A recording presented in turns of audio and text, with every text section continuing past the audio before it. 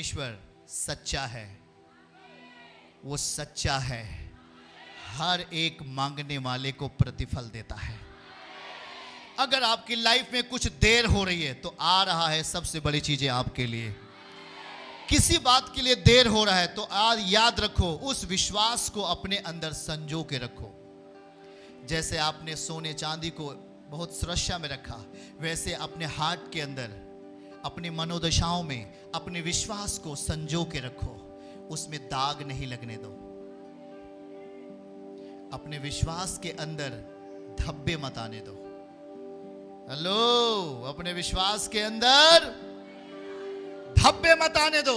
अपने विश्वास के अंदर संसार की कोई भी परिस्थिति आने मत दो।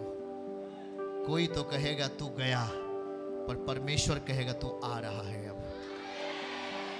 कोई तो कहेगा तू नाश होने वाला, पर परमेश्वर कहेगा तू अब स्टैंड होने वाला है। यीशु मसीह के नाम में तू खड़ा होने वाला है। आमीन बोलो।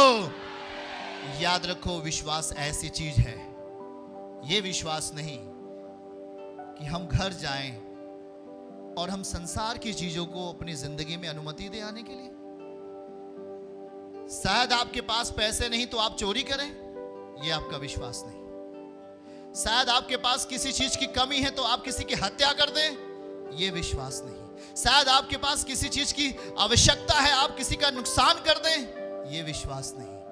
पर याद रखो, आपका परमेश्वर आपके लिए सब कुछ कर सकता है। इब्रानियों अध्याय 13 आयत 5, वहां एक अद्भुत बात लिखी गई है, आप उसको देखिएगा। लिखा है, तुम्हारा स्वभाव लोभ रहित हो, जो तुम्हारे पास है उसी पर संतोष करो, क्योंकि परमेश्वर ने स्वयं कहा है, मैं तुझे कभी ना छोड़ूंगा और कभी ना त्यागूंगा। याद रखो, उसने आपको क्या कहा? हे मेरी बेटी, यदि तेरे पास एक कच्चा मकान है, हेलो सामने देखो, एक कच्चा मकान है, उसी पर तू संतोष कर। बगल वाले को देखकर तू जलन मत कर। अगर तेरे पास एक छोटा सा एक घर है, बांस बल्ली का एक घर है, तू धीरज धर। वचन दिखाइए, लिखा है, तेरा जीवन लोभ रहित हो, तेरा स्वभाव लोभ रहित हो, जो तुम्हारे पास है उस पर तू संतोष कर ले। क्या कर ले? डैडी, मेरे पास एक कमरे अभी घर है, और मैं इस वचन को आज स्वीकार करता हूं। मैं आज से संतोष के साथ जीऊंगा।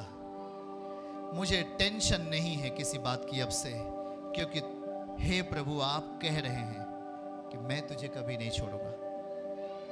यदि परम पिता आपको कह रहा है, मैं तुझे कभी नहीं छोड़ूंगा, मैं तुझे कभी नहीं त्यागूंगा, और उसके पहले वो क्या कह रहा है? संतोष कर। 100 रुपए तेरे पास से संतोष कर। अगले आदमी के पास 1,00,000 रुपए है, पर तेरे पास 1,000 रुपए, तू अभी संतोष कर। तू अपने कर्मों पर स्थिर रह, अपने विश्वास में तू स्थिर रह। देख तेरे साथ कौन है। आंखें खोल और इस वचन को देख। प्रभु कह रहा है, मैं तेरे साथ हूं।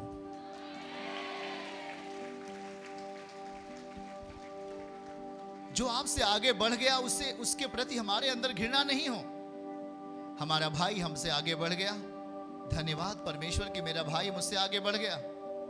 धन्यवाद मेरे परिवार का, मेरे गांव का व्यक्ति मुझसे आगे बढ़ गया। धन्यवाद मेरे प्रभु, आपने उसे आगे बढ़ा दिया। धन्यवाद। आपके पास एक वचन है, वो कह रहा है, तेरा जीवन लोभ रहित हो। अपनी जिंदगी में संसार की हर एक लोभ को, जो एक शैतानी चाल है, एक शैतानी नियम है लोभ, उसे अपनी जिंदगी में स्थान नहीं देना। याद रखो, ध्यान से सुनो, एक गंभीर बात है। लिखा है, जो तुम्हारे पास है, एक कमरे घर है, 1,000 रुपए है, या एक विश्वा खेत है, या एक छोटी नौकरी है, या कुछ भी, कहता जो तुम्हारे पास है उसी पर क्या कर। परमेश्वर के लोगों, क्या प्रभु कह रहा है? क्या कह रहा है? मुख से बोलिए सब जन, उसी पर क्या कर। गाड़ी नहीं है, साइकिल से आते हो, पैदल आते हो, अगला आदमी 4 व्हीलर से आ रहा है, संतोष कर, संतोष कर, संतोष रख, धीरज धर, क्योंकि सबसे महान परमेश्वर जो दुनिया को बनाने वाला है, जो मनुष्य को बनाने वाला है, जो सारी कायनात पर अपनी महिमा बिखेर रहा है, जो पशु पक्षी को भोजन देता है, समुद्र के अथाह गहराइयों में उस सामान्य उस जानवर को भी भोजन देने वाला यहोवा परमेश्वर आपसे कह रहा है, मेरा बेटा और बेटी तू संतोष रख, क्योंकि मैं तुझसे कह रहा हूं कि मैं तुझे कभी नहीं छोड़ूंगा, ना तुझे कभी त्यागूंगा। हालेलुया, तेजी के साथ बोलिए हालेलुया। दिल में कितना ठंडक मिलता है ना, मिलता है कि नहीं मिलता है? हाँ परमेश्वर, आप हमसे कह रहे मैं तुझे कभी नहीं छोड़ूंगा। तो प्रभु मैं जानता हूं कि जब आप मुझे नहीं छोड़ेंगे और मैं आपके विश्वास में हूं, मैं आपके वचन में हूं, मुझे भरोसा है एक दिन तो मेरे लिए उन्हीं के सामने हमारे सर को ऊंचा करेगा। आमीन बोलकर रिसीव करो। आपका सर ऊंचा होने वाला है, रिसीव करो। आपका सर ऊंचा होने वाला है। जो आपको निंदा कर रहा था उसी के सामने आपका सर ऊंचा होगा। जो आपको गाली देने वाला है उसी के सामने आपका सर ऊंचा होगा। जो आपको दुख पहुंचाने वाला है उसी के सामने आपका सर ऊंचा होने वाला है। धन्यवाद दीजिए ताली बजा के परमेश्वर को। हालेलुया।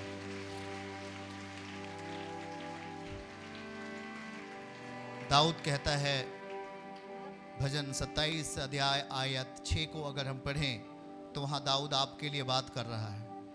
एक अद्भुत वचन है, उसको नोट कर लेना और इसे बार बार अपनी जिंदगी में बोलना है। भजन 27 आयत 6 में लिखा है, अब मेरा सिर मेरे चारों ओर के शत्रुओं से ऊंचा होगा। मैं यहोवा के तंबू में जय जयकार के साथ बलिदान चढ़ाऊंगा। ये हमारी प्रक्रिया होनी चाहिए।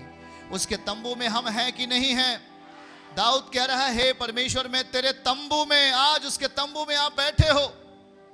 हे प्रभु मैं तेरे तंबू में बलिदान चढ़ाऊंगा। मुझे पता है मेरा सिर मेरे चारों ओर के शत्रुओं से ऊंचा होगा। अब आपका शत्रु कोई भी, मनुष्य हमारा शत्रु नहीं, बाइबल कह रहा है हमारा शत्रु कोई भी, कह रहा है कि अब मेरा सिर मेरे चारों ओर के शत्रुओं से क्या होगा? क्योंकि कहता है मैं तुझे कभी ना छोड़ूंगा, ना तुझे कभी। क्या ये भरोसा है? अरे आपको कोई आदमी नहीं कह रहा ना, कोई नाशवान व्यक्ति नहीं कह रहा है कि भैया मैं तेरे साथ रहूंगा, मैं तुझे कभी नहीं छोड़ूंगा। क्योंकि उस पर भरोसा नहीं किया जा सकता, क्योंकि वो भी रास्ते से निकलेगा और बीच रोड पर उसका एक्सीडेंट हो जाएगा और वो क्या हो जाएगा? फिनिश। वो मर सकता है, वो भी घर पे जाएगा, उसको हार्ट अटैक आएगा, वो मर सकता है। हम उस पर भरोसा नहीं रख सकते। वो मिट्टी है, मिट्टी पे भरोसा रखना व्यर्थ है। पर हम उस पर भरोसा रखेंगे जो आदि और अंत है, जो आदि और अंत है, जो अल्फा और ओमेगा है। वही आपसे कह रहा है, मेरी बेटी संतोष कर, धीरज धर, मैं तुझे कभी नहीं छोड़ूंगा, मैं तुझे कभी नहीं छोड़ूंगा। तेरी लाइफ को मैं शक्तिशाली बनाऊंगा। जिसे परमेश्वर शक्तिशाली बनाए उसे कोई नीचा नहीं कर सकता। जब खुदावन आपको आशीष दे, आपको कोई श्रापित नहीं कर सकता। जब वो आपको ऊंचा उठाए तो कोई आपको नीचा। याद रखना, ये आपके अंदर होने वाला यीशु मसीह के नाम में। आमीन। आपका छोटा है क्या? हालेलुया। परमेश्वर बरकतों का परमेश्वर है। आमीन। वो प्रेम करके अपने लोगों को ऊंचा उठाने वाला परमेश्वर है। आमीन। वे सीधा सीधा कह रहा है आपकी लाइफ को वो आशीषित करने वाला है। आमीन। याद रखो, अपने विश्वास के अंदर गंदगी नहीं आने दो। अपने विश्वास के अंदर कूड़ा कबाड़ नहीं आने दो। समझ रहे हैं? अपने इस विश्वास के अंदर पवित्रता ही रखो। अपने विश्वास के अंदर चमक रखो। ये विश्वास शैतान के कामों का नाश करेगा।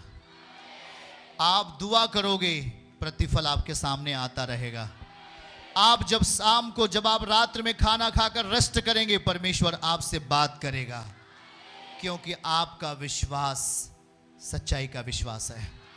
आपके विश्वास के अंदर संसार की गंदगियां नहीं है, पर आपके विश्वास के अंदर परमेश्वर की सामग्री है। आमीन बोलो। जब आप प्रेयर के साथ बैठे हो तो आज आपकी लाइफ बदलने वाली है यीशु मसीह के नाम में।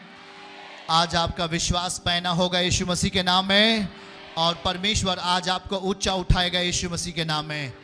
याद रखना, आज यदि आप पीछे हटेंगे उससे परमेश्वर प्रसन्न नहीं है, पर हम विश्वास करने वाले हैं। हाथ उठा के बोलो, हम विश्वास करने वाले हैं कि प्राणों को बचाएं। ऐसा वचन में लिखा है इब्रानियों 10:39, हम विश्वास करने वाले हैं कि प्राणों को बचाएं। क्या आज से आपके विश्वास में पवित्रता ही रहेगी? क्या आज से आपके विश्वास में सच्चाई रहेगी? हो सकता है आपके विश्वास में आंसू हो सकता है आपके विश्वास में दर्द हो सकता है आपके विश्वास में किसी चीज का आंधी तूफान हो, पर यदि आप अपने विश्वास के अंदर परमेश्वर के सामने अपने आप को सच्चाई में, पवित्रताई में, शुद्धता में रखा है, तो वो आंधी शांत होने वाली है, वो तूफान शांत होने वाला है, और परमेश्वर आपको रिवार्ड देगा। आमीन बोलो। आपके बेटे बेटियों को ब्लेस करके ऊंचा स्थान देगा उनको। आपके जानवरों को आशीर्वाद देकर उन्हें बहुतायत में बदल देगा। आमीन बोलो। आपके पतियों के लिए वो अच्छा काम देने के लिए तैयार होगा यीशु के नाम में, और आपके थके मांदे लोगों का रेस्ट में ले जाकर आपको आशीर्वाद देगा। आमीन बोलो। ये आपके लिए ऐसा प्रभु करने वाला है। आमीन बोलो। हालेलुया। क्या आज से आपके विश्वास में सच्चाई रहेगी? लिखा है धर्मी उसमें भागकर सब दुर्घटनाओं से क्या होगा, बचना है कि नहीं आपको बचना है। तो आज से हमें संसार की भाग में नहीं जाना, हमें परमेश्वर के अलौकिक भाग में भागना है। आमीन बोलो। परमेश्वर का अलौकिक भाग, हमें उसमें जाना है। कोई कहेगा भाई इधर आजा, तू बच जाएगा, मेरे पास आजा, मेरे पास ये है, मेरे पास गोला है, बारूद है। अरे ना भाई, मनुष्य का गोला बारूद मनुष्य को नहीं बचा सकता। यीशु मसीह बगैर गोला बारूद के इस दुनिया में आए कि नहीं आए? उनके पास कोई गोला बारूद नहीं था, और ना ही तो उन्होंने ऐसी शिक्षाएं दी। उन्होंने कहा तू माफ कर, मैं तुझे माफ कर दूंगा। इस दुनिया में अकाल आए, इस दुनिया में तूफान आए, और आ रहे हैं और आएंगे भी, पर हम अपनी आत्मिक परिस्थिति को तभी संभाल सकते हैं जब यीशु की शिक्षाओं को अपनी जिंदगी में स्थान देंगे। याद रखना, यीशु को लोगों ने सोचा अब ये क्रॉस पर मर जाएगा।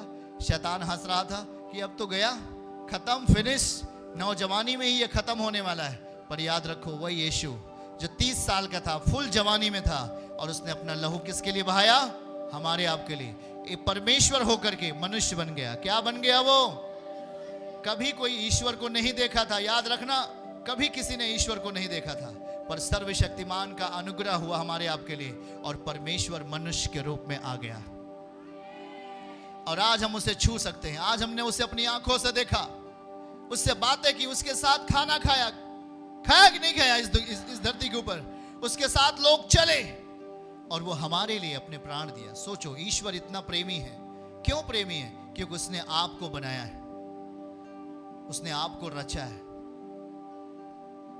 उसने आपको निर्माण किया है अपनी इच्छा से। जब वो आपको बना दिया है, आपको निर्माण किया है, आपकी जिंदगी को वो अलौकिक बनाना चाहता है, तो अपने आप को विश्वास में दे दो। आमीन बोलो। हालेलुया। हाथ उठा के सब जन अपने आप को कहां देना है? कौन से विश्वास में देना है?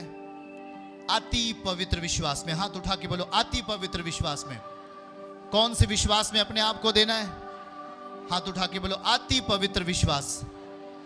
आपका जिंदगी में आपका, यदि आप भरोसा रखते हैं, यदि आप विश्वास करते हैं, तो आपका विश्वास कैसे होना चाहिए? पवित्र विश्वास। आपके विश्वास में कौन सी सामग्री होनी चाहिए? परमेश्वर के द्वारा दी जाने वाली सामग्री। आमीन बोलो। वो आपको ऊंचा उठाएगा। आमीन बोलो।